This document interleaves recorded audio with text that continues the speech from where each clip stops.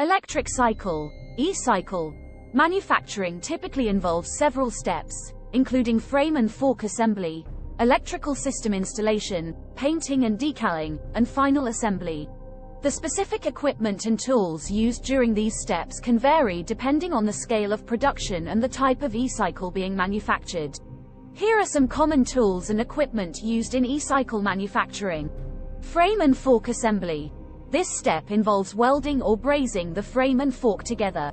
Welding machines and brazing equipment are commonly used for this purpose. Electrical system installation. This step involves installing the battery, motor, control system, and other electrical components. Assembly tables, soldering stations, and power tools are commonly used during this process. Painting and decaling. This step involves applying paint and decals to the frame and other components. Spray painting equipment and vinyl cutting machines are commonly used for this purpose. Final assembly. This step involves installing the wheels, handlebars, seat, and other components.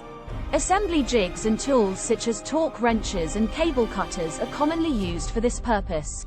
It's worth noting that some e-cycle manufacturers may also use automated equipment, such as robots and conveyor systems, to improve efficiency and reduce labor costs. Additionally, some manufacturers may outsource certain steps of the manufacturing process, such as painting and decaling, to specialized companies.